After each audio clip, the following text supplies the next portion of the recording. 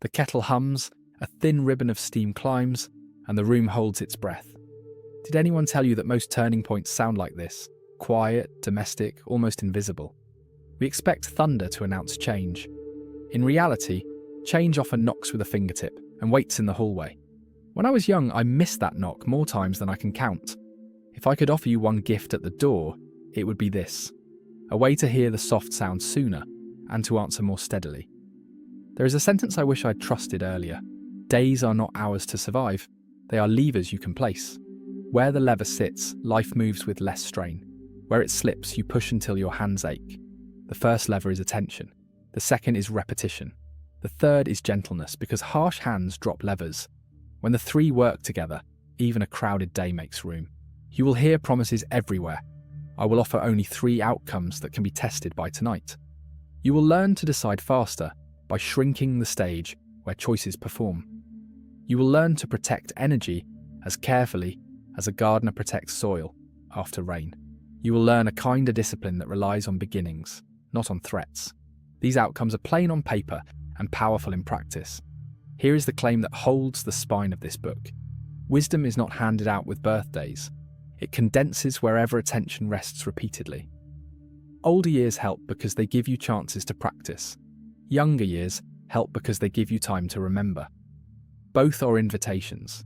Miss the invitation, and the same lessons return wearing different hats. Pause for a moment.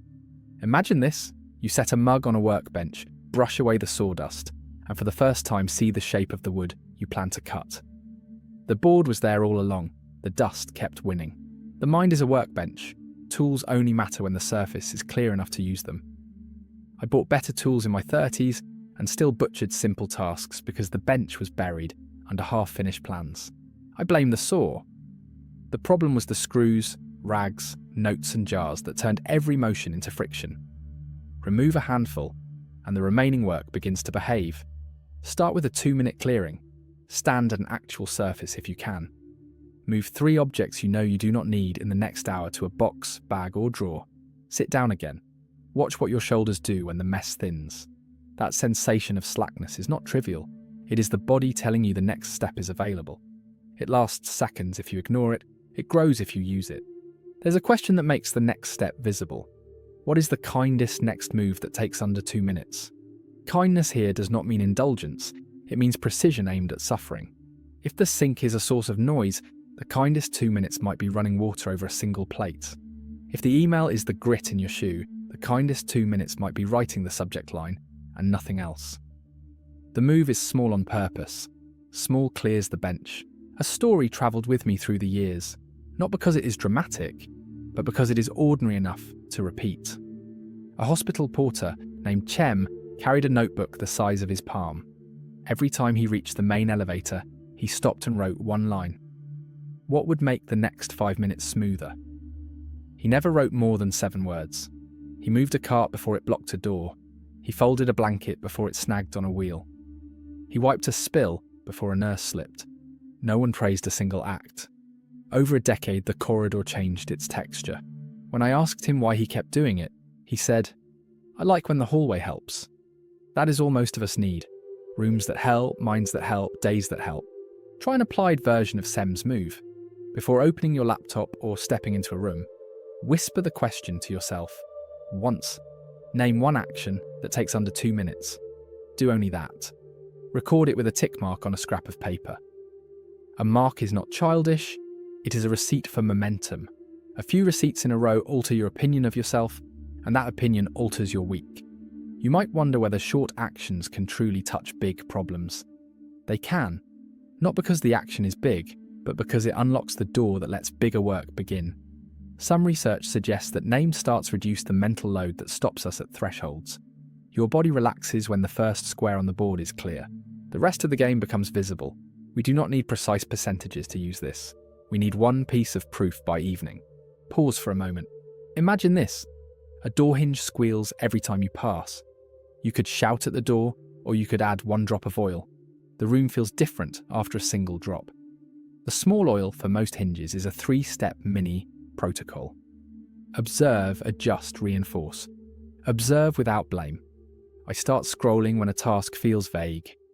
Adjust one element, not the entire scene. I place the phone in another room until noon. Reinforce the change with something you can repeat. I put a paperclip in a jar every morning. I keep the phone away. 20 paperclips later, the behaviour has a body. A jar becomes a quiet coach. Common mistakes creep in here. We try to fix everything at once and our hands drop the lever. We hide the problem behind a new app, and the same old mess wears a fresh icon. We threaten ourselves into movement, and movement starts to require fear. A counterexample helps. A teacher I know sets only 2 rules before grading. Clear the desk, choose a single pile, and start with 5 papers. He never adds a deadline to the first 5. He never negotiates a reward. He trusts the first stack to invite the second. It usually does. A second practice deepens the first. Call it the window check. Stand by a window if possible, or turn toward a light. Exhale slightly longer than you inhale. Twice.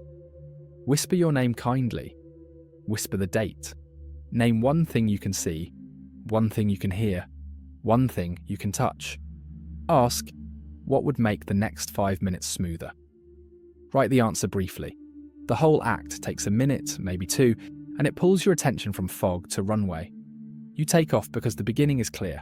Pause for a moment. Imagine this. Fog thins in a band ahead of the nose of a small plane. You do not need the whole sky blue to start rolling. You need a strip of clarity where wheels can move. Energy management matters as much as time.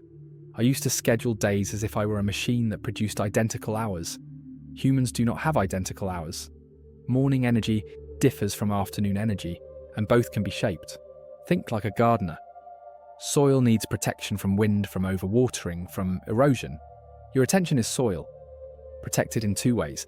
First, put fragile tasks in the hours where your mind is less noisy. Second, prevent erosion by fencing off small patches of silence. 5 minutes with the phone in another room can be a fence. A short walk without audio can be one more.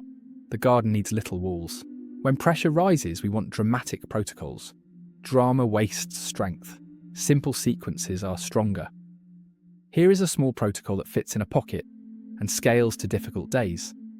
Prepare, place, protect. Prepare means creating a starter line you can accept without dread. At 10 Waidat, I open the file and type the heading. Place means choosing where your body will be when that line arrives. At the kitchen table with water on the left. Protect means removing one predictable friction. The phone charges in the hallway until 11 Mai. By lunch, you will know whether your protocol worked. If it did, repeat. If it did not, change only one part and test again tomorrow. The lab bench is your morning. Some of you will say, I have tried all this and I still get stuck. I believe you. Stuckness often hides in vagueness. We say work on the project, and our mind refuses because the edges are fog. Replace work on the project with list 3 questions the client must answer. Replace get in shape with put shoes by the door and walk 5 quiet minutes. Replace be more present with notice one colour in the room before speaking. Precision shrinks the stage where decisions play. Small stages calm crowds. There is also care we must acknowledge. These ideas are educational and reflective. They are not diagnosis and they are not treatment. If pain or illness makes daily life heavy, professional help belongs at the centre of your care. What you practice here can sit beside that help like a stable chair. No more and no less. Pause for a moment. Imagine this. A chair waits by the window. Simple, strong, familiar. You sit because the chair does not demand performance. It simply holds. A daily integration plan gives these ideas somewhere to live. In the morning, perform one window check and write a 7-word plan for the first 5 minutes of meaningful work.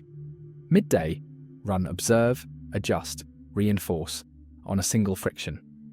In the evening, write a 1-line log. Today's kindest 2-minute move was. Logs like this do not impress other people. They quietly persuade you to show up tomorrow. Add mini challenges to keep the bench clear. For the next 24 hours, retire one decision you rehearse without acting on. Write it on paper. Draw a single circle around it. Promise yourself that at the end of the day, you will either choose a direction or schedule a precise touch point. Until then, refuse to rehearse it. Friendly stubbornness counts. Pair the challenge with one weekly task. On the first quiet morning you can find, list 5 recurrent frictions. Mark 1 to remove, 1 to limit, 1 to delegate, 1 to automate, and 1 to observe for 7 days. Keep the list close. Use it like a map you can fold with one hand.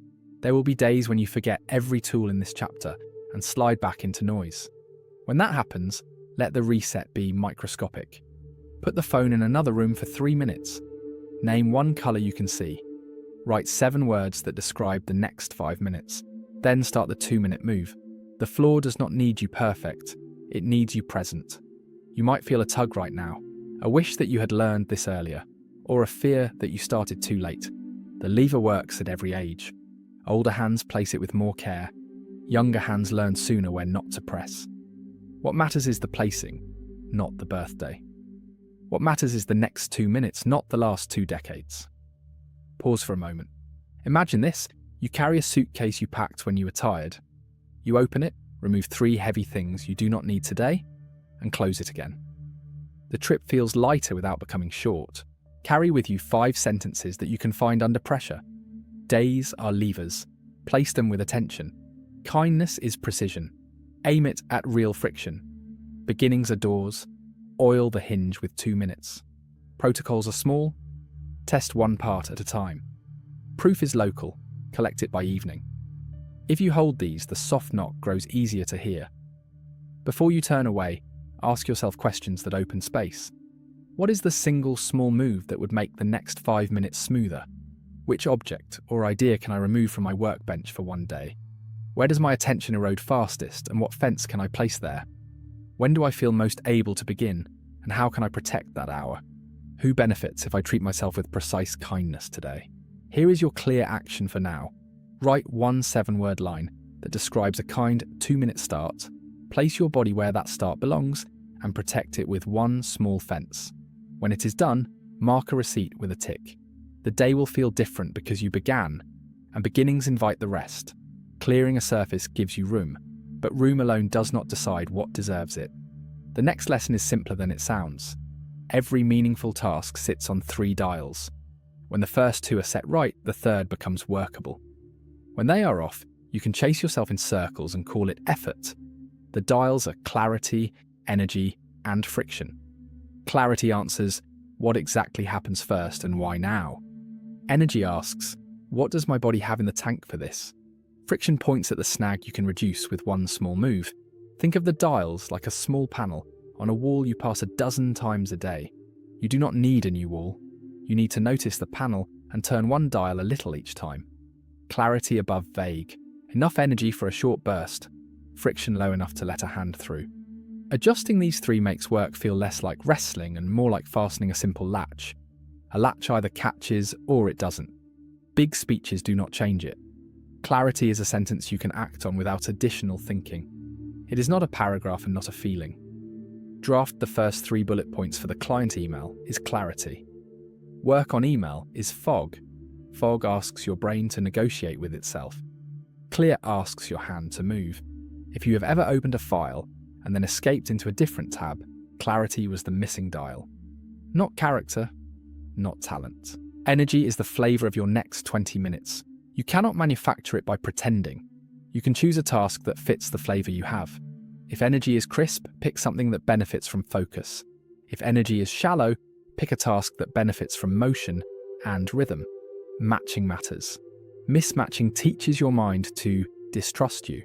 When your body believes you will not throw it at the wrong wall, it offers more. Friction is the close-up version of chaos.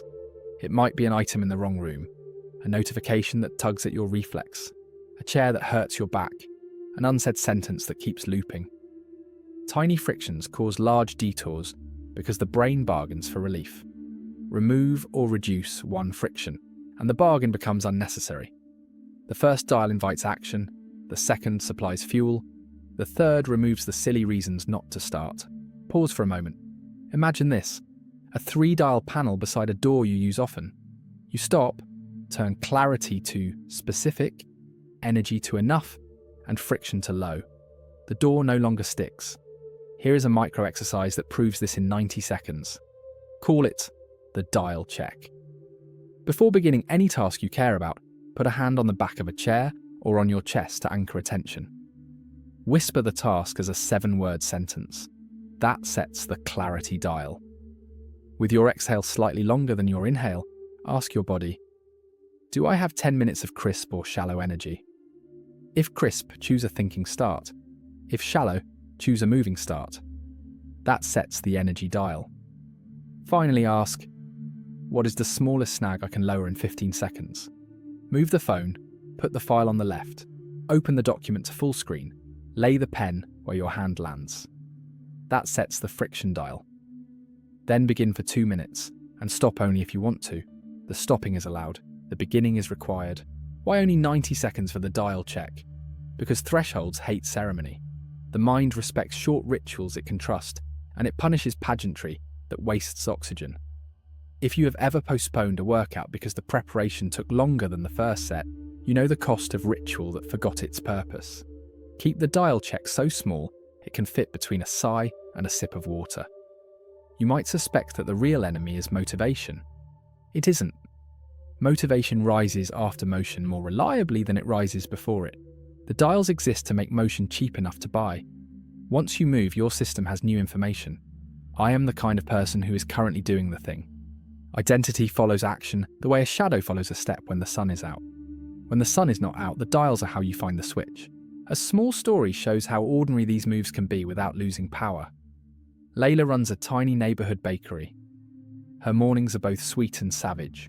Orders, ovens, deliveries, small mistakes that can tip a day. She keeps a grease pencil mark on the steel table. 3 letters, C, G, E, G, F. At 4:58, she writes one 7-word line for the first batch. That flips clarity. She drinks half a glass of water and decides between music or quiet, depending on how her chest feels when she exhales.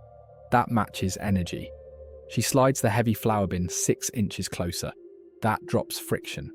By 5:30, the ovens are ticking like friendly clocks, and she can see the rest of the morning. People think she is disciplined. She is simply faithful to 3 tiny dials. Pause for a moment. Imagine this: a pencil mark on metal, almost nothing, and yet it keeps a room from boiling over. The panel metaphor matters, because panels are boring, and boring saves you. If the path requires drama, you will postpone it until life supplies a stage. If the path requires a tiny hand movement, you will repeat it enough to become skilled. Skill beats adrenaline on Tuesday mornings. Panels beat stadiums. For work that matters, choose a panel. There is a helper image that keeps me honest. Imagine tying your shoes before a long walk. The walk is the project. The knot is the dial check. You do not confuse the knot with the walk, but you also do not skip it and hope. A loose lace ruins an otherwise decent hour. Tighten early, then forget the knot and live the walk. What about days when energy refuses to cooperate? There is a quiet trick. Stack a thinking start behind a moving start. Walk 2 slow minutes down the hall, carry a glass back, or wipe a counter. And while moving, whisper the 7-word sentence that sets clarity. The body warms the mind. The mind returns the favour by naming the first square on the board. Friction bows out because it is embarrassed by momentum. This sequence keeps you from waiting for a feeling that refuses invitations. Some research points to a gentle truth. The brain overheats when what and how are nested inside one another. Separate them and loops calm down. The dial check does exactly that. First what, then how much body, then what snag. The order matters more than the exact words. Practice until it feels like muscle memory. You will notice that once the first 2 minutes pass, the dials stop needing your eyes. They need only your hand. Pause for a moment. Imagine this: 3 quiet clicks from a panel behind you as you begin. You do not turn to look. You can hear by the way the room behaves that the dials sit right. Beware of 2 errors that visit all of us. The first is confusing clarity with commitment. Write the first paragraph is clarity. It is not a vow to finish the chapter. Treat clarity like the doorway, not the destination. Or you will fear your own sentences. The second is borrowing other people's energy profiles. What works for a friend at midnight might ruin you by 10. Learning your personal energy curve is humbling and useful.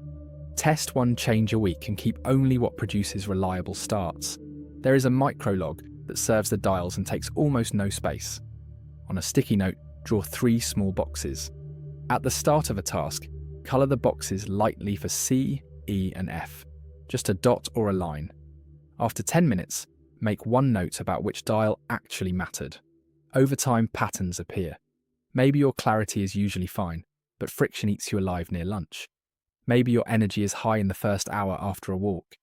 Patterns save hours because they remove guesswork.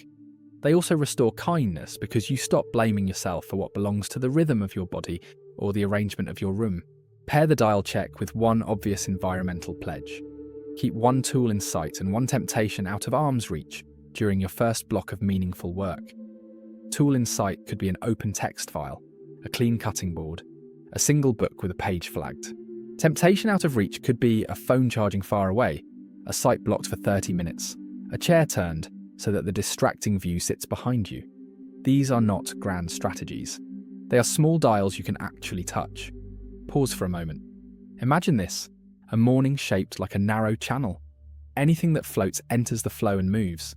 Anything that does not serve the flow rests on the bank for later. When the day goes sideways, and it will, reset the panel midstream. Whisper your 7 words. Name your energy as it is, not as you wish it were. Drop one friction without ceremony. Do this even if it feels silly. Especially then. Silliness signals that your brain expects a struggle and is surprised by ease. Let it be surprised. Ease is not laziness, it is design that learned. You may worry that shrinking big aims into dial-sized moves will make ambition go dull. The opposite tends to happen. Clear beginnings create finishes not by magic, but by arithmetic. One finish gives the system a taste for completion. Repeat that taste a dozen times and the appetite grows. Big aims then become a sequence of respectful starts rather than a mountain that mocks you from the window. Keep the ethical guardrail close. These ideas are educational, not medical. If you are living with pain that steals your hours or fog that will not lift, clinical care is the right anchor. Place these dials beside it, the way you would place a lamp near a chair you already trust. The chair supports you. The lamp helps you see. Close this segment with a practice you can test before the day ends. Choose one meaningful task. Run the dial check in 90 seconds. Begin for 2 minutes. At the end, capture one sentence in a log. Today, clarity was the difference. Or, energy needed a moving start. Or, friction was a tab I closed. That single sentence is a receipt you can show yourself tomorrow morning, when your mind claims you never change. Receipts are quiet arguments that win. Pause for a moment. Imagine this. Your future self flips a small book open and finds your sentence. They nod once and start. That nod is worth more than a pep talk. If the first chapter helped you hear the soft knock and open the latch, this one gives your hand a simple panel to touch. The work ahead will ask for deeper stories and stronger tools, but none of them matter without these 3 dials. Turn them gently, and the door keeps opening, even on rough days. With the dials set, beginnings arrive without drama. Yet another question waits at the threshold. When the door opens more easily, which door deserves your step? Many roads whisper at once. Some call because they are loud. Some call because they are yours. I learned late that direction beats destination when days are messy. Goals are maps. Values are a compass. Maps help when the way is clear, the weather stable, the turns uncomplicated. A compass helps when fog settles, plans shift, or the path disappears underfoot. If you carry only maps, you freeze when a road closes. If you carry a compass, you adjust your feet and still move. Pause for a moment. Imagine this. You hold a small brass compass in your palm. The needle does not tell you where the pavement cracks. It tells you where north lives, no matter the detour. Let's make north practical. Choose 3 words that describe how you want to show up, even when plans fail. They should be verbs or adjectives that a stranger could notice. Steady, curious, useful, present, thorough, kind. These words become your directional settings. Use them to ask better micro-questions. What is a 2-minute act that proves steady right now? What is a 2-minute act that proves curious? What is a 2-minute act that proves useful? Proof changes identity. Identity changes what you attempt. A story grounds this. At 62, Elif closed a small textile shop after 3 decades. The last ledger felt like a goodbye to a language she knew by hand. She woke to long, unplanned mornings and a quiet panic. "I do not know where to place myself," she said. Lists got longer, action got smaller. Her daughter gave her a thin notebook and a cheap compass keychain as a joke. It was not a joke for long. Elif wrote 3 words on the first page: patient, precise, generous. Patient meant she would not rush and then apologize. Precise meant she would finish small tasks cleanly. Generous meant she would add a little ease to someone else's hour. Before breakfast, she set 3 proof moves that fit her day. Patient: stir tea without the phone nearby for 2 minutes. Precise: fold and put away 5 pieces of laundry to completion. Generous: send a 7-word check-in to one friend. She used the same 3 words for a month. She did not chase big projects. She watched what repeated. By week 2, she noticed that precise brought energy each time. She added 1 new act that built on that feeling. She mended a button. She labelled a box. She repaired a loose hinge. The house changed its voice. So did she. Elif did not discover a life plan. She discovered a stable direction. From that direction came projects she could carry. She resumed tailoring on Saturday mornings. She offered alterations for neighbours at a low fee. She trained a young apprentice 2 afternoons a week. None of this would have appeared on a map the day she closed the shop. The compass allowed the road to appear while she moved. Pause for a moment. Imagine this. A thin path reveals under early fog as your foot lands. You do not see miles, you see enough to take a step and then another. Here is an applicable practice you can start today. Call it the compass card. On a small card, write your 3 words across the top. Under each word, write 1 2-minute proof you can execute before noon. Keep the proof simple and visible. Cross each proof with a single line when done. No stickers, no complicated trackers. The card is a portable direction, not a performance. Make a new card tomorrow. Keep yesterday's only if it helps you see patterns. If a proof gives you energy, keep its shape and raise its weight gently. If a proof drains you, reduce it or retire it for the week. Direction is not stubbornness. Direction is adaptive fidelity. Add a tiny afternoon variant. After lunch, flip the card. Write 1 sentence that begins with "to remain word, I will." Fill in the blank with your most vulnerable word. If generous fades when you are tired, the sentence might be, "To remain generous, I will speak slower on the phone." Your sentence becomes a guardrail for the rough part of the day. Guardrails are compassion in advance. You might worry that values are vague. They can be, if left in the sky. Bring them down where hands work. A value without a demonstration becomes a slogan. A value with a 2-minute demonstration becomes a lever. Levers turn even when all you can offer is a small push. There is a helper image for days that flood. Picture a river lock on a canal. Boats rise or drop as gates hold or release water. Your day is that chamber. You control 2 gates. The upstream gate is what you allow in. The downstream gate is what you let go out. When the upstream gate fails, requests pour in until everything sloshes. When the downstream gate jams, finished work cannot leave and new work backs up. Values are the operator.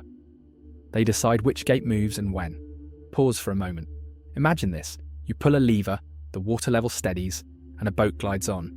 You moved 1 handle. The whole chamber obeyed. A short example shows the lock in use. A friend, Murat, runs a repair shop. People bring him everything from bikes to kitchen drawers that gave up. He used to say yes to every walk-in at 9, and by noon he was drowning in half-starts.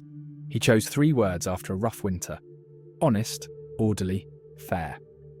He set upstream rules from the words. Honest, he would name the day he could actually finish, not the day they wanted. Orderly, only 2 projects open at once on the bench. Fair, a small discount if he missed his estimate by more than a day. The first week felt risky. Fewer yeses meant fewer receipts. By week 3, the downstream gate stopped jamming. Finished items left on time. People returned because the shop stopped promising miracles. The bench became a place where tools rested in reachable lines. Murat looked like a disciplined man. He was a man who moved 2 gates with 3 words. If you try the compass card and feel nothing, 2 issues are common. The first is picking words that belong to someone else. Ambitious may sound right because you admire a colleague. If the word dies in your hand, it is not your north today. Swap it. The second is writing proofs that depend on other people. Get a reply from the client is not a proof in your control. Change it to send a clear 2-line message with one ask. A small 90-second protocol aligns the compass with the dials from earlier. Name, narrow, nudge. Name one value you will prove before noon. Narrow your proof to a 2-minute act you control. Nudge one dial that needs help. If energy is shallow, make the proof a moving act. If friction is high, lower one snag first. If clarity is foggy, write the proof as 7 words. Start. Stop only if you want to. Repeat after lunch with the value that wobbles. This protocol fits in a coat pocket and works in crowded days. Pause for a moment. Imagine this. A coat hook by the door holds 3 cards, each with a word and a single line. You take one as you leave. It fits between your fingers like a key. Some research and much lived experience suggest that identity follows visible action, not the reverse. When you see your hand prove steady, your story about yourself updates. That story unlocks different choices tomorrow. You can approach a complex task because you now expect yourself to arrive, even if late. You restart faster because you no longer attach shame to slips. You attach a compass. For many of us, this is the missing piece. We do not need constant motivation. We need a repeating reason that feels like us when plans fall apart. Place an ethical reminder here, kept short and human. These ideas support reflection and daily practice. They do not replace care from professionals when pain or confusion becomes heavy. Keep your compass. Keep your appointments. Both matter. What about ambition that outgrows 2-minute proofs? Use proofs as seeds, not ceilings. A seed proves the soil is alive. After proof, plant a block. I like a 3-block frame that respects energy and values without theatre. Block 1 is your keystone, the task that supports others. Block 2 is your bridge, the task that connects today to a person or future moment. Block 3 is your sweep, the closing acts that reduce tomorrow's friction. Choose one action for each block that aligns with at least one word on your card. If a block fails, you still touched your values and that softens the fall. An illustration helps. A writer chose clear, warm, brave. Keystone, outline one section for 30 minutes tied to clear. Bridge, send a short note to a collaborator tied to warm. Sweep, rename and file today's draft tied to brave because finishing scared her. Even on days when the 30 minutes became 10, the card gave her a way to remain herself. Consistency grew where perfection once sulked. Pause for a moment. Imagine this. A small tree staked with 2 thin ties in a windy yard. The ties do not stop the wind. They let the tree learn how to stand. Let's add a weekly decision that reduces sneaky guilt. Pick one role you carry. Parent, neighbour, mentor, maker, student. Write one value sentence for that role and one boundary sentence that protects it. Role, mentor. Value. I give one useful question, not long lectures. Boundary. I reply within 2 days, not 2 hours. Tape the sentences where you make decisions in that role. The compass stays visible, and guilt has fewer shadows to hide in. There will be mornings when your card bores you. Good. Boredom means the ritual is small enough to survive. Keep the words for a month unless they truly misfit. Depth requires repetition. Novelty burns fuel you need for work. Stability returns more attention than excitement does on weekdays. You may ask, what if my values conflict? They will. Kind can oppose thorough when time shrinks. Use the compass to choose which word leads in that hour, then reassure the other word with a small proof later. If you must be brief on a call, you can still be thorough in a follow-up note. Words share the day if you let them take turns. Close this segment with a compact integration plan. In the morning, pick 3 words and set one 2-minute proof for each on your card. Before noon, complete at least one proof. After lunch, flip the card and write the sentence that guards your wobbly word. Near evening, run the sweep block for 10 minutes and cross one small friction off tomorrow. On Sunday, keep the best card of the week and circle the proof that gave you the most energy. Repeat that shape on Monday with a tiny increase. Pause for a moment. Imagine this. A drawer with 7 cards, each crossed by simple lines. The stack is not a trophy. It is a trail. For the next 24 hours, test a micro-challenge that makes space for direction. Decline one request that only fits a map someone else drew. You do not need a speech. Say, I can't give this the attention it needs. Then say yes to one 2-minute proof that fits your compass. Even that pair changes the way your day sounds. It replaces the rustle of scattered papers with the soft glide of a drawer that finally runs on its rails. If the first chapters helped you begin and then tune the panel, this one offers you a hand-sized north you can hold while the weather changes. Compasses do not shout. They point. Let yours point once each morning, once after lunch, and once before you sleep. Direction will take care of many decisions you used to fight. And when you forget, and you will, your words will be right where you left them, waiting to be proved by a hand that knows what it cares to be. With a compass in your pocket, direction stops arguing with weather. Yet storms still come. What do you do when the sky drops, plans scatter, and your careful dials fail to hold? There is a kind of truth that only appears in wind. It is not complicated. It is simply harder to see when everything shakes. Here is the strong insight I learned too late.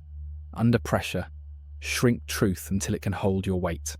Identity widens when life is gentle, and narrows when life is loud. In loud hours, you do not need a paragraph about who you are. You need one sentence you can stand on without wobbling. The sentence is chosen in calm and used in storm. It saves you from improvising while the boat tilts. Pause for a moment. Imagine this. A lighthouse on a headland built from stone and boredom. Storm or calm, its job does not change. It holds the same beam, in the same rhythm, toward the same water. Call this the lighthouse move. It has 3 parts you can execute in under 2 minutes. Anchor, beam, gate. Anchor is the sentence that stays true no matter the weather. Beam is the narrow target that deserves light right now. Gate is the single input you close to keep the beam clean. Then you work in short pulses until the water around you changes from knives to ripples. Anchor is not a motto. Anchor is a rule you can honour when tired. I do not lie. I always tell the body the truth. I reduce harm where my hand can reach. Choose one and test it on a small annoyance before you trust it in a gale. If it holds there, it will hold when clouds speak louder. The brain believes what you prove at low stakes. Beam is one living thing that benefits if you aim now. A person, a decision, a single document. A room that keeps catching your foot. Not a cluster, not a road. A beam does not make the ocean small. It makes a lane visible. Lanes invite motion. Gate is the input you close without apology. A door, a tab, a notification. A conversation that can wait 10 minutes. We think storms demand more inputs. Often they demand fewer, kept cleaner. Gate is not aggression. Gate is care for the hands that must work. Work in 2 7-minute pulses if possible. 7 is long enough to bite into a task and short enough to survive when adrenaline burns fast. Pulse, breathe, check anchor. Beam. Gate for one quick beat. Pulse again. Then reassess. You are not chasing a finish. You are making steadiness visible.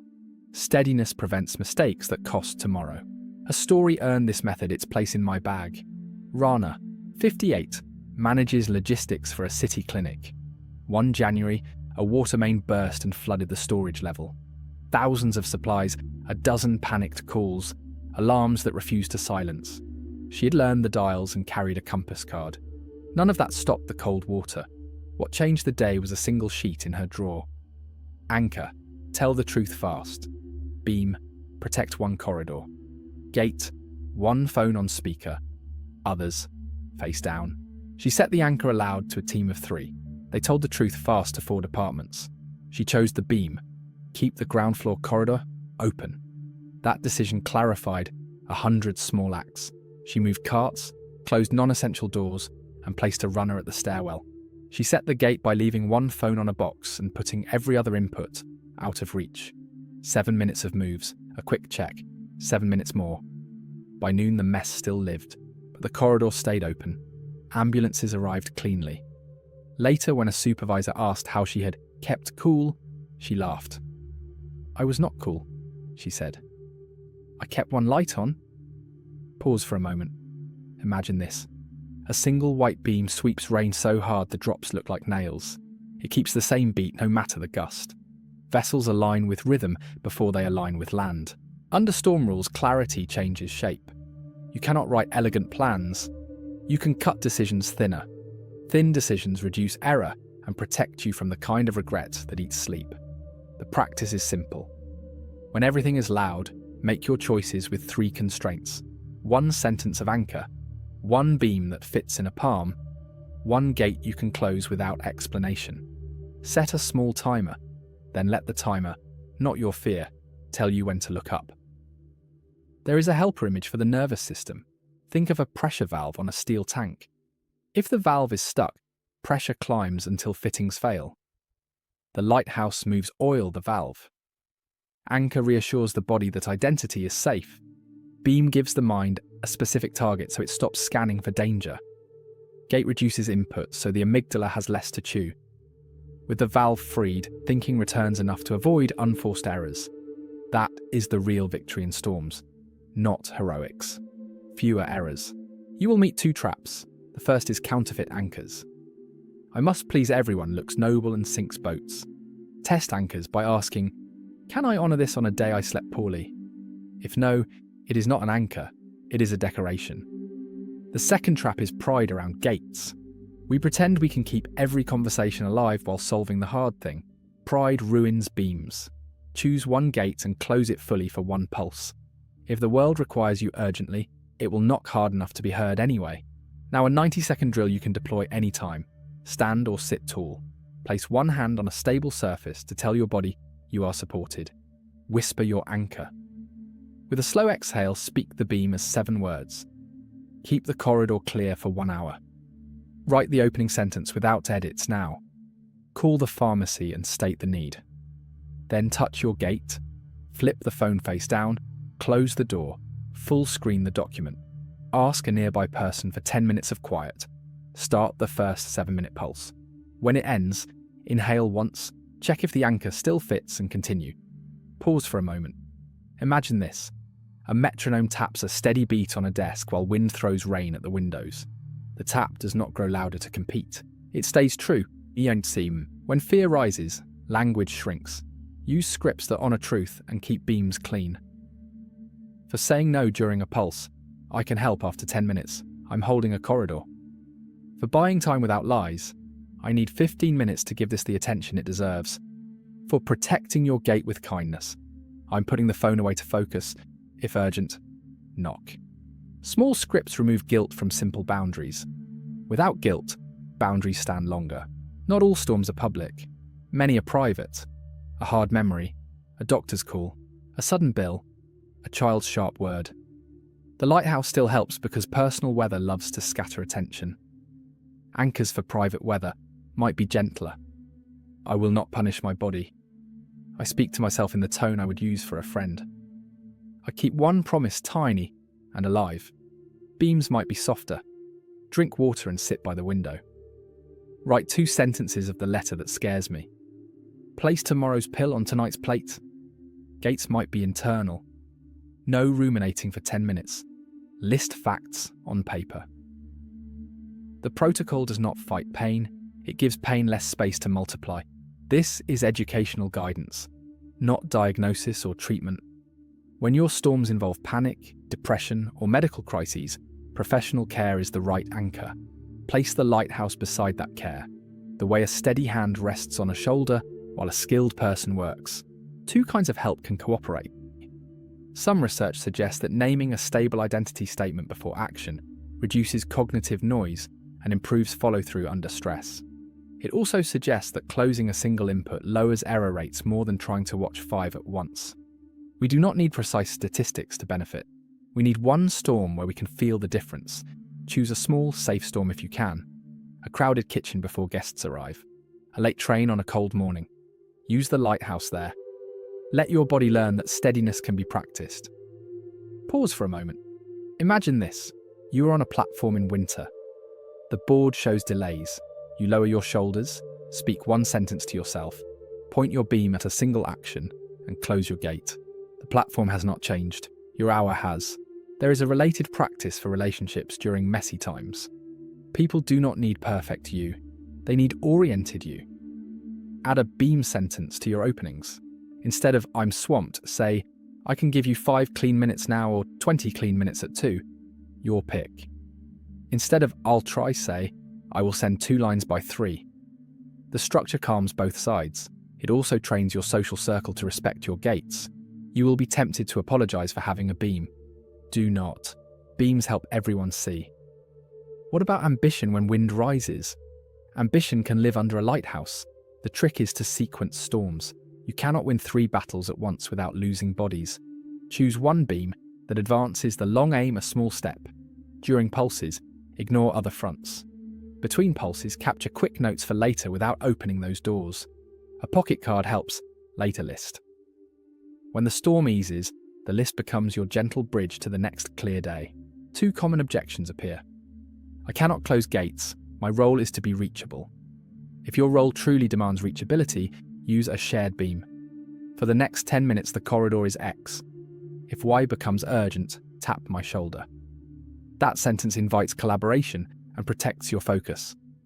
This feels too simple for my complicated life. Simple scales, complicated breaks under load. If you doubt this, test the protocol in a small storm and measure error, not drama. Pause for a moment. Imagine this. You tighten one brass fitting on a pipe with a quarter turn. The hiss stops.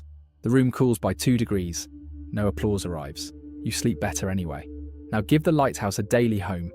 Each morning, write your anchor at the top of a card. Under it, pre-write 2 likely beams that could matter if the day shakes. Leave a blank line for an emergent beam. On the edge of the card, write your default gate. Phone face down, door ajar, timer on. Keep the card in your pocket. When a storm arrives, you are not inventing under pressure. You are remembering. You are letting your hand find the handle it already knows. Add a 24-hour micro challenge that builds your reflex. For one day, practice 1 clean corridor per hour. At the start of each hour, pick a narrow beam that takes 7 clean minutes. Close 1 gate, pulse twice. If the hour explodes, use only 1 pulse. At day's end, write 1 line. The hour with the strongest beam was. Patterns will reveal your natural storm windows. Protect those windows tomorrow. Return to the image of the compass and the dials. The lighthouse does not replace them. It completes them. Dials help you start. The compass keeps direction when noise grows. The lighthouse gives you a way to stay honest when the sky argues. Together, they turn panic into smaller work and smaller work into consistent proof. When you forget, because the weather distracts, let your reset be quiet. Whisper your anchor. Name 1 beam. Close 1 gate. Pulse 7 minutes. If you stop after 1 pulse, you still practice steadiness. If you add a second, you built a rhythm. Rhythm, not heroics, carries people through winters. Pause for a moment. Imagine this. The beam sweeps again and again across black water flecked with white. Somewhere beyond the headland, a captain you will never meet aligns a wheel to your light. You will never know their name. The corridor still opens. Carry 1 sentence out of this storm lesson if you carry nothing else. When life grows loud, shrink truth to a sentence. Choose 1 beam that deserves you, and close 1 gate so your light stays clean. Do this for 7 minutes. Then do it once more. The sea will still be the sea. You will still be you. And that is enough to reach morning with something worth keeping. When storms pass, they do not leave clean air only. They leave branches, glass, and small nails underfoot. You feel it as a subtle drag in the hour after crisis. Your dials still work, your compass still points, your lighthouse still sweeps. Yet the day snags on seams you cannot see. The question is quiet and practical. How do you stitch the fabric so movement is smooth again? There is a resolving truth I wish I had learned sooner.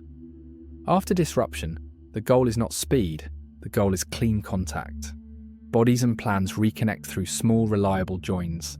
Replace the torn seam and the cloth phrase again at the next pull. Stitch it in 2 or 3 passes, and the cloth learns to hold. Repair beats replacement when life is real. Think of a rail switchyard at dawn. Heavy trains idle, lines cross, and a person with 2 fingers moves the lever that changes 1,000 tons of steel. The lever does not lift the train. It changes where the weight will roll. Post-storm days are switchyards. Your attention is the lever. Your tasks are the trains. Pull the right handle and momentum helps rather than harms. Pause for a moment. Imagine this. A hand rests on a cool iron handle, then nudges it a few inches. Far away, wheels align with the new track and the screech softens. We will use a small protocol to route weight without drama. Call it the rail loop. Recognize, aim, implement, log. It is not a theory. It is a 5 to 7 minute repair you can repeat 3 times and then forget until needed again. You will run it when the morning carries debris, after a meeting that scattered you, or before stepping back into work you pause to deal with life. Recognize is a 30-second scan for the single snag that steals the most motion. Name it as a noun, not a story. Open invoices. Unsent draft. Cluttered table. Stories multiply. Nouns stand still. Ask, if one thing slid forward, what would stop the scraping sound? Your body will often answer before your thoughts do. Aim is a sentence that fits on one line and changes the track by 2 degrees. Write it in 7 words. Place invoices in 3 piles by noon. Type the opening line without edits now. Clear the left half of the table. Aim does not declare victory. Aim points wait. The lever only needs a small arc. Implement is 2 minutes of movement or thinking that proves the aim's direction. Move the piles once. Type the line and stop your hands. Move objects to a box and set a timer for a longer clear later. The proof is small on purpose. It convinces the system that the new track is real. Log is a tiny receipt. Write 1 line. Rail, invoices, pile started. Or rail, draft. First line in. Add a dot, a tick, or a paperclip in a jar. The body believes concrete marks. Marks change identity faster than promises do. Pause for a moment. Imagine this. A zipper that misaligned on a coat. You lift the 2 sides, seat the pin, and pull 1 clean inch. The rest of the teeth agree to follow, because the first connection held. A short story shows the loop at work. Daria, 61, coordinates community meals on weekends. One Saturday, a delivery vanished, 2 volunteers called in sick, and a power outage hit a nearby block. She ran the lighthouse in pulses and kept service flowing. Sunday morning, debris remained, emails half-written, lists sprawled, a fridge in the wrong place. She felt the urge to bulldoze the day. Instead, she walked the rail loop 3 times. Recognize. Unsent sponsor update named aloud. Aim, write the first 2 lines now. Implement. She typed without cleaning every clause. Log. Rail sponsor 2 lines. Next loop. Recognize. Calm. Cold storage cramped. Aim, Dory. Slide fridge 6 inches left. Implement. With help they moved it, then stopped. Log. Third loop. Recognize. Volunteer schedule unclear. Aim D. Draw a 3-box grid. Implement.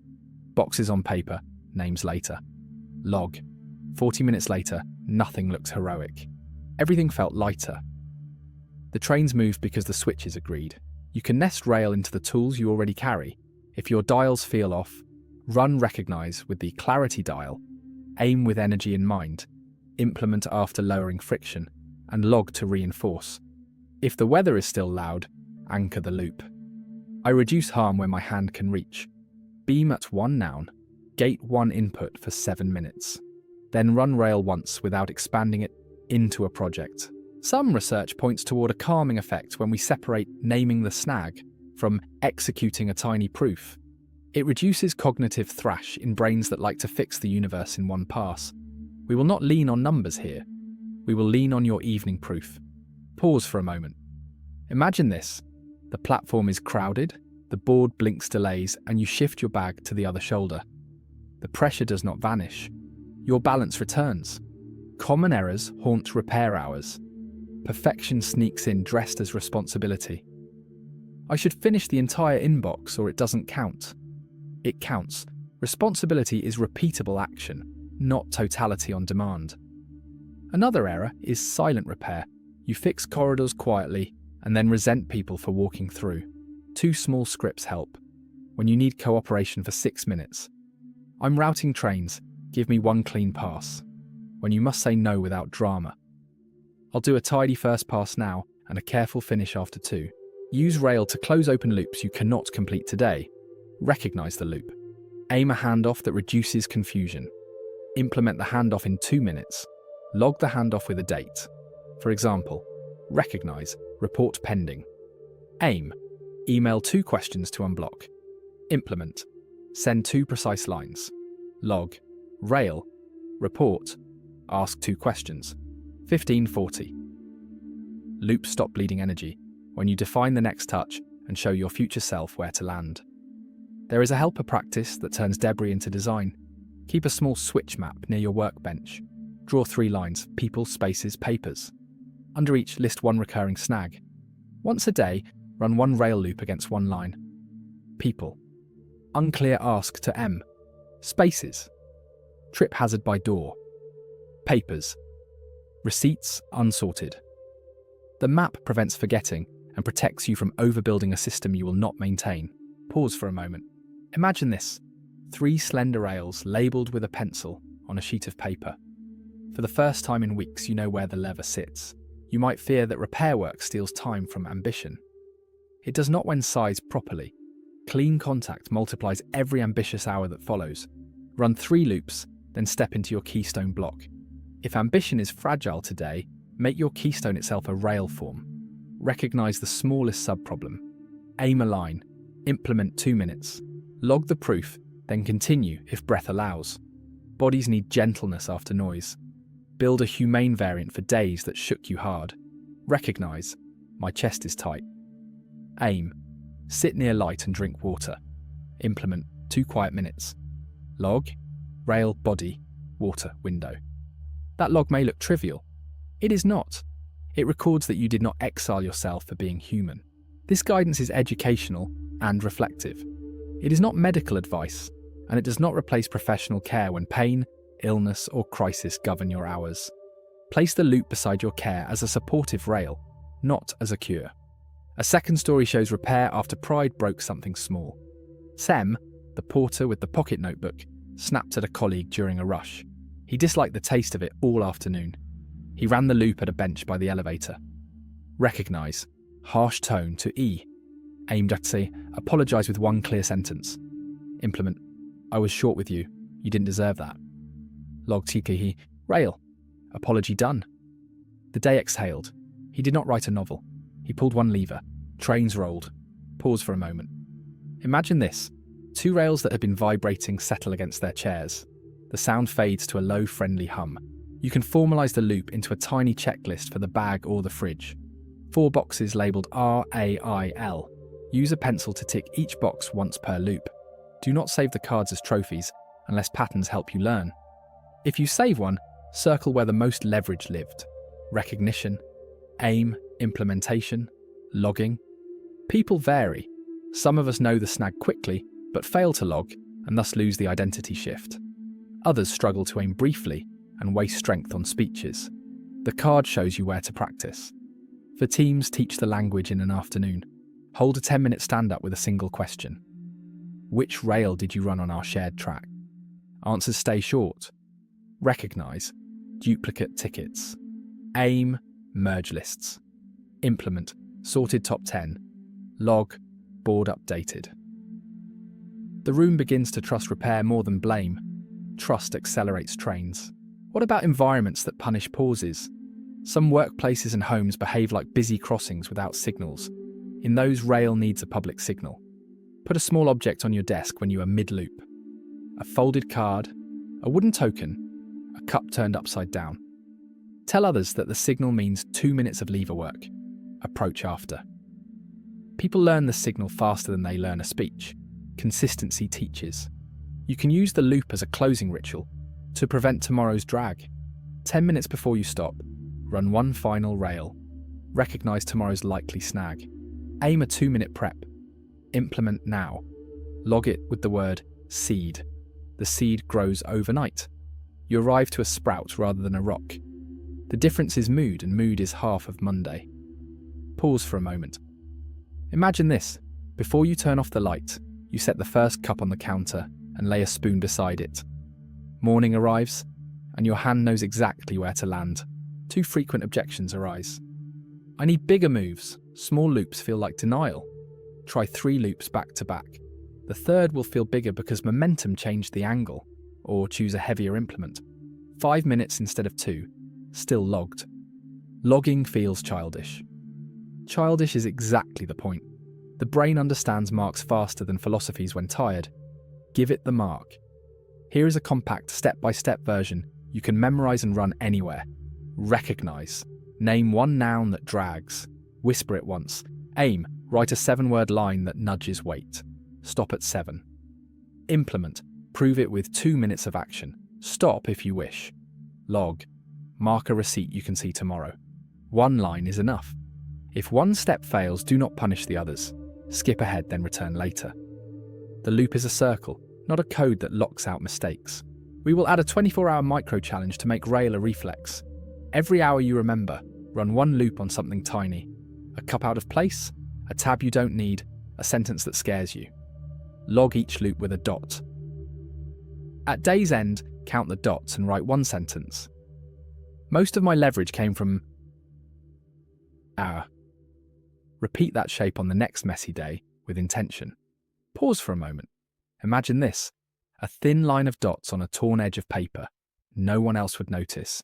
You can feel the day breathe again. If the lighthouse taught you to hold a beam in wind, Rail teaches you to lay track the moment the gusts slow. Both are acts of respect. For your attention, for your body, for the people who move beside you. Respect repeated becomes skill. Skill repeated becomes ease that does not brag.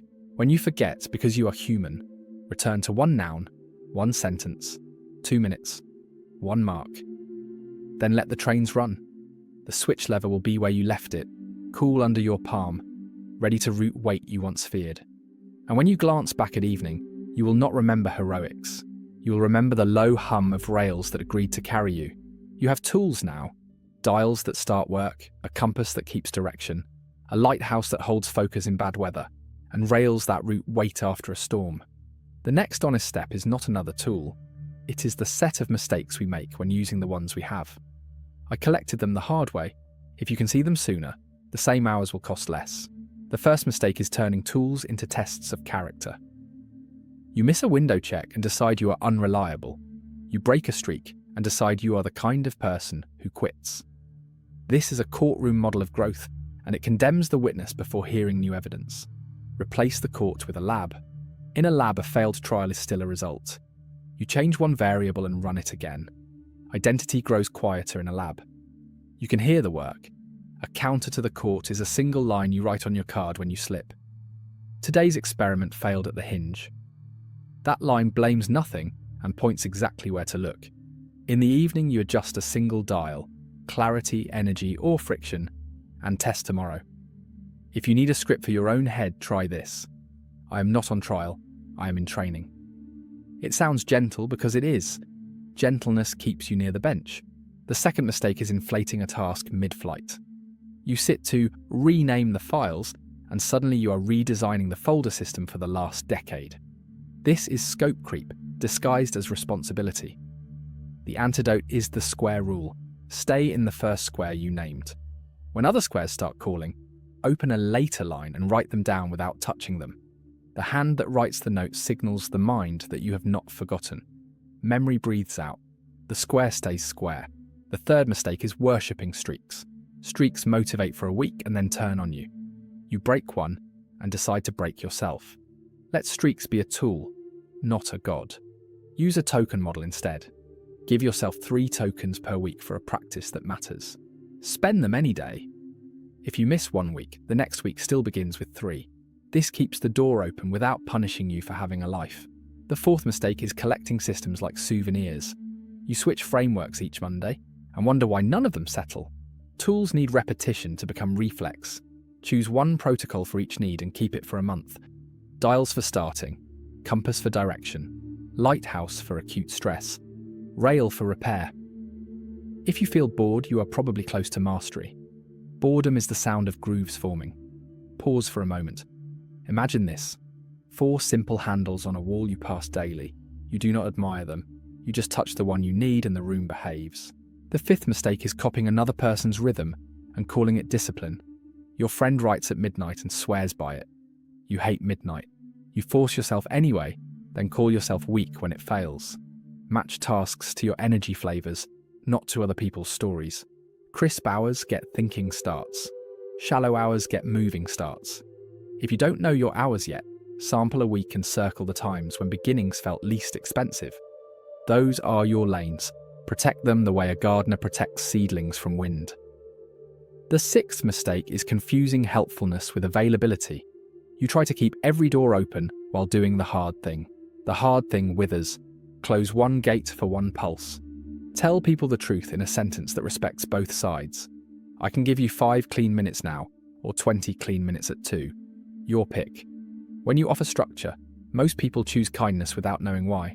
The 7th mistake is turning logs into bureaucracy. You build complex trackers that look impressive and die within days. Thin logs beat thick ones. A receipt is one line. 2-minute hinge on the draft. Dial check, friction dropped. Rail. Invoices. Pile started. Receipts stack into proof. Proof becomes trust. Trust frees attention for the next start. Pause for a moment. Imagine this. A small jar on a shelf with 10 paper clips inside. No one else cares. You do, because you know what each clip means. The 8th mistake is polishing early. You sand the first paragraph until it shines and never lay the second board. Early sandings fear wearing cologne. The antidote is the 2-pass method that I wish I'd learned at 20. Pass 1 is rough placement. Pass 2 is tidy edges. Use a 7-3 rhythm. 7 minutes to lay track without edits. 3 minutes to make the track usable. Stop. Stand. Log. If you feel energy, run another 7-3. If not, you have a surface you can return to without dread. Polishing early seems like care, it is often avoidance. The 9th mistake is helping others to avoid asking for help yourself. You rescue 3 people from small annoyances and then drown quietly in your own. Add a mirror favour. Each time you help, take 1 2-minute act for your future self. Move the item that always trips you. Write the first line of the message that scares you. Put the pill by the evening glass now. Help and mirror. It feels fair because it is. The 10th mistake is treating rest as a prize. Rest becomes a dessert you keep promising and never serve. Rest is an input. Put it on the schedule like a meeting with a person who matters to you. When you want to cancel, use the same sentence you would use with a friend. If we slide this, we choose to work worse. Then don't slide it. Small rests pay rent. Big collapses charge interest. A counterexample ties these ideas down. Celine runs a small print shop that serves a school district. Deadlines are fast, files arrive messy, the machine jams only on Thursdays and only when the room is full. She used to attack days with heroic intentions and end them with heroic exhaustion. One Tuesday, 6 orders landed within 1 hour. She felt the old surge: open every door, say yes to all, sprint, apologise later. She tried something quieter. She kept her compass card from the morning. Steady, clear, fair, and wrote 1 sentence under each. Steady. 1 job open on the bench. Clear. Say the finish day out loud. Fair. Discount if I miss by more than 1. She closed 1 gate. Phone face down, door ajar, timer on. She used the lighthouse for 21 minutes. Anchor. Tell the truth fast. Beam. Queue 2 jobs. Gate. No emails during the queue. Then she ran rail for the debris, each block created. Recognize ink spill. Aim wipe left half. Implement 2 minutes, log ink wipe. Where do the mistakes try to creep? Everywhere. The first customer begged for a miracle time. Old Celine would have promised and swallowed her own hours. New Celine said, I can finish by Thursday noon with clean quality, or by Wednesday night with a higher risk of reprint. Which do you prefer? The second asked for added design. Just a quick touch. Old Celine would have polished early and broken the queue. New Celine used the square rule. First square is print ready. Design goes on the later line. She ran 2 7-3 passes on the worst file and stopped. By afternoon she was not a hero. She was done, and the bench was not on fire. Receipts sat in a line on a pale card. If you had walked in, you would have seen nothing dramatic. You would have heard the low, friendly hum of machines that are being used by someone who knows when to stop. Pause for a moment. Imagine this. A tray leaves the printer and lands square, edges clean, no smudge. The room does not applaud. It doesn't need to. The day just got 3 degrees easier. Let's collect more common errors and pair each with a simple antidote you can try before the next kettle clicks. We overpredict. We want to see the whole road before starting the car. Prediction is a luxury on clear days. On mixed days, choose a lane and drive to the next lamppost. We over-explain. Explanations exhaust both sides. Use 7 words when asking for what you need. We overcount. Numbers can guide, but no number replaces the feeling of a clean start. Count receipts, not minutes. We overcorrect. We make 5 changes after one slip and end up measuring chaos. Change one dial. Test tomorrow. We overown. Problems you inherited try to look like personal failings. Label them publicly. Legacy issue. First small fix today. Others will treat it as a system problem once you do. You may hear a voice that argues, "This is too small for my real trouble." That voice has a point. Some trouble is large. All the more reason to reduce error by making fewer, smaller, stronger moves you can repeat when tired. The large trouble does not need your panic. It needs your steadiness and your willingness to return after a short rest. The tools you carry are not dramatic. They are dependable. Dependable compounds. Here is the promised one more practice, built to prevent the most common mistake of all, turning a slip into a story about your worth. Call it the 3R reset. Reseat, restart, record. It takes 1 minute, works mid-task and bridges you from shame to motion. Reseat means you change one physical detail to tell your body this is a fresh attempt. Stand and sit again. Move the chair 2 inches. Place both feet flat. Bodies believe chairs. Restart means you say the first square aloud and start a 2-minute timer. Rename the files, nothing else. Write the first sentence, no edits. If a thought argues, write it on the later line and return. Timers are gentle bosses. They do not shame, they summon. Record means you make a mark the instant the 2 minutes complete, even if you do not continue. The mark is not for pride, it is for memory. Memory fails when shame is loud. A mark restores the truth. You moved. If you want to continue, run 1-7 till 3-2 pass. If you don't, you have still reset the flavour of the day. The taste of motion lingers longer than you expect. Pause for a moment. Imagine this. You nudge your chair, whisper 7 words, and draw one short line on a card. Nothing mystical happens. The air loses its static. Let's thread the 3R reset into your existing kit. During a lighthouse pulse, use reseat before the next 7-minute block. Restart by restating your beam. Record by ticking the card. During rail, use reseat before implement. Restart with the 2-minute proof. Record with the log hum line. During a dial check, use reseat to lower friction. Restart by naming the task. Record with a dot. You are not adding complexity. You are giving each tool a small hinge that closes the loop. A brief note on mind and body. Some research suggests that changing posture and environment, naming a small target, and making a physical mark each reduce cognitive rumination. Together they lower thresholds for re-entry after slips. We will keep the stance light, treat the 3R reset as a testable habit, not a rule. If it works, you will feel it before you need a paper to agree. Watch for 2 traps even inside this practice. The first is making the mark conditional on doing more. Do not. The mark honours the 2 minutes, not 10. The second is performing resets for show.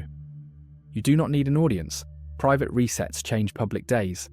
Add a human example in a quiet domain where perfection loves to boss people. A teacher named Bora dreaded parent emails. He would open the window, rewrite the greeting 6 times, then close the laptop and carry the dread to dinner. He tried the 3R reset. He reseated the chair and moved a plant 3 inches. He restarted. Write one plain, kind sentence, set 2 minutes, and typed exactly that. He recorded the reset with a square on a card. Sometimes he stopped after the sentence. Sometimes he added a 7-3 pass and finished. Either way, dinner tasted better. A small practice saved a whole evening from the echo of avoidance. Pause for a moment. Imagine this. A plate of food that no longer shares a table with a browser tab. Let's gather threads into a single strand you can tuck in your pocket. When you notice a familiar mistake forming, scope creep, streak panic, borrowed rhythm, early polish, name it once. If naming adds heat, do not name the category. Name the square instead. Run a dial check. If the weather is loud, light the lighthouse for a single pulse. If debris scatters, rail one noun. If shame starts telling stories, 3R reset. Then stop. The stop is not failure. It is a clean edge that lets you return without paying a toll. Keep the ethical reminder where you can see it. These practices support reflection and daily function. They are not therapy or medical care. If pain, grief, or illness is heavy, professional help belongs at the centre. Place these lines beside that help like a lamp beside a chair. both can shine. Close this section with a small, immediate test. Think of one task you avoided this week. Whisper the first square. Set a 2-minute timer. Reseat something tiny. Restart. Record. If you feel a note of momentum, run 173, 2-pass and stop. Then write one line in your receipt log. Counted early polish, or stayed in the square, or token spent, door stays open. That line is not decoration. It is a sentence you can hand to yourself tomorrow, when an old mistake whispers your old name. Pause for a moment. Imagine this. Tomorrow morning you find that sentence and nod without drama. Dials, compass, lighthouse, rails, and a reset that takes 60 seconds, each in its place. The room is still the same room. The day moves because you stopped asking it to be perfect and started asking it to be honest. Integration is the point where ideas stop being pretty and start being lived. You have begun tasks with dials, kept your north with a compass, held your ground with a lighthouse, rerouted trains with rail, and repaired mistakes with resets. The next challenge is simple to name and hard to perform. Put the tools into your day so they run while you are not thinking about them. The aim is not mastery. The aim is a rhythm that outlasts moods. The first move is to shrink practices until they fit inside a morning pocket. Mornings are launch pads, and launch pads do not need ceremonies, they need checklists. Write 3 questions on a card you see before breakfast. Which dial needs the most today? Clarity, energy, or friction? Which word on my compass will I prove before noon? Where will I close one gate for my first pulse? Answer with single lines, then carry the card. This becomes your pocket ritual. If the day burns down later, you still have 3 sentences that remind you once knew how to start. Pause for a moment. Imagine this, a pilot touching 3 switches in the same order every flight. The sky changes, the switches stay. The second move is to plant practices into daily anchors you already perform. Brushing your teeth, making tea, tying your shoes. Attach one habit to one anchor. While brushing, run a mental dial check. While the kettle boils, whisper your anchor sentence for the lighthouse. While tying shoes, set one beam for the day. Anchors make tools survive because the body already remembers them. Without anchors, good ideas fade when the first email arrives. The third move is to add micro-challenges so repetition sharpens you. Choose one for each day of the week. Monday, run rail once on a physical space. Tuesday, proof one compass word by noon. Wednesday, set a gate for one pulse. Thursday, use the 3R reset after a slip. Friday, log a receipt you will thank on Sunday.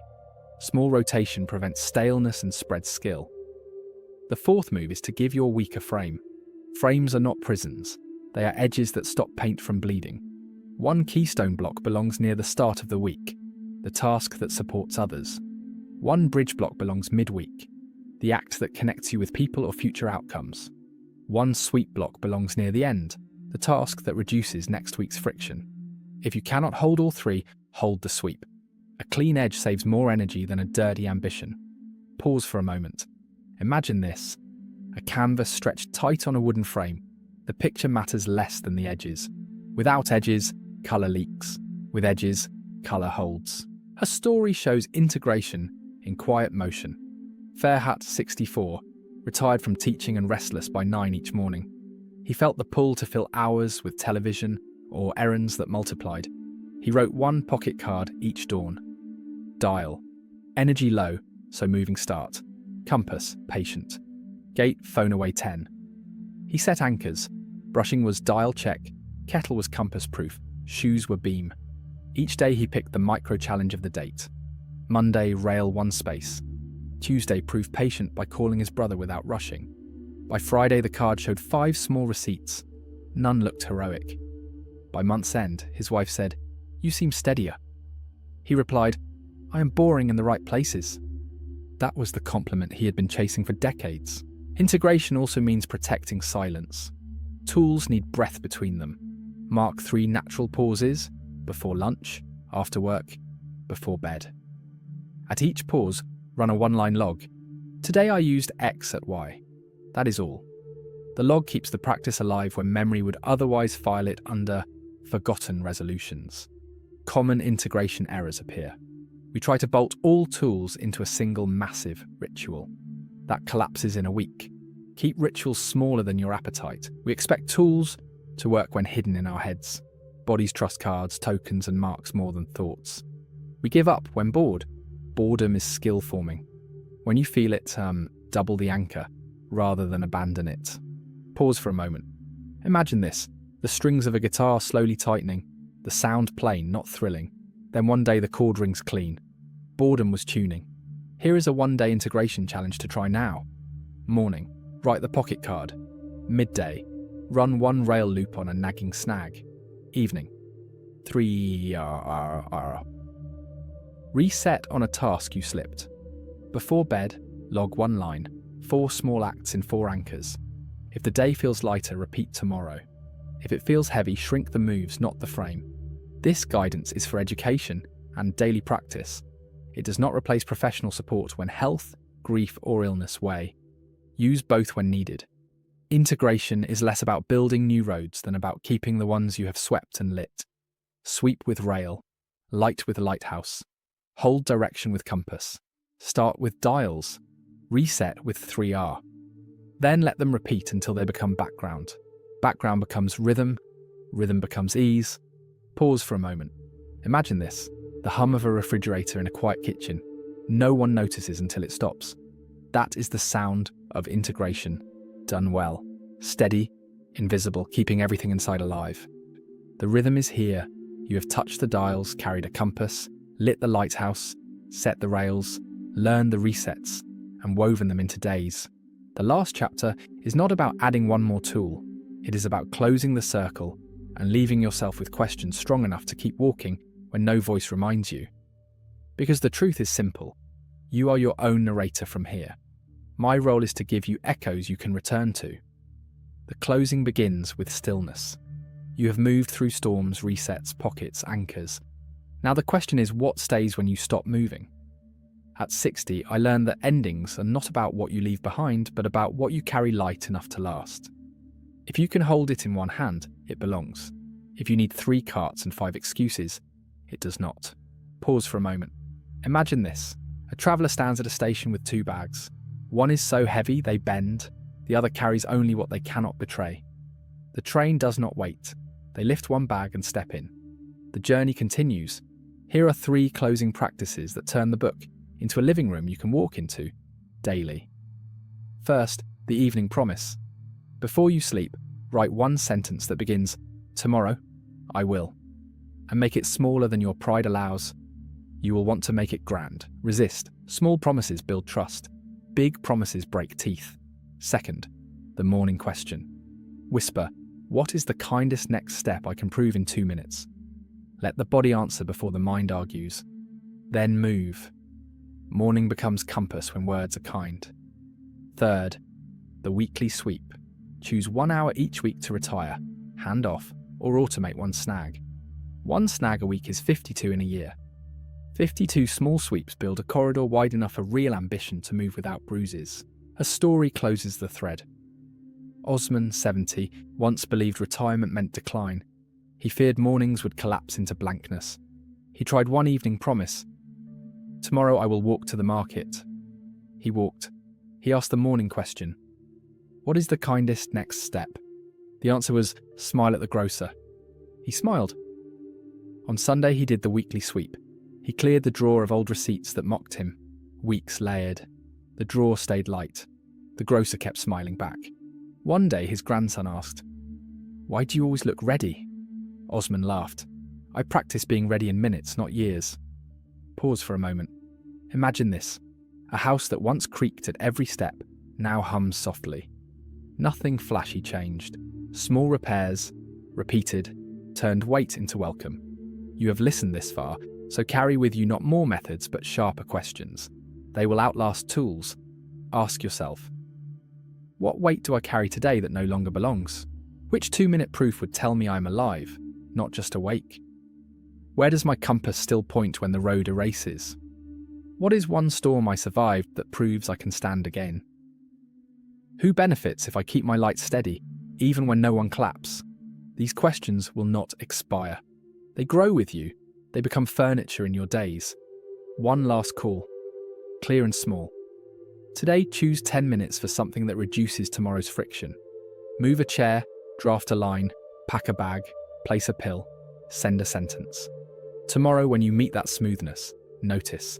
Let the noticing prove you are not stuck, you are steering. And that is enough. Pause for a moment. Imagine this. You close the book, but the hum remains. The kettle clicks, the room holds its breath. A hand steadies on the counter. A new day waits, not as a test, not as a storm, but as a field that opens when you step.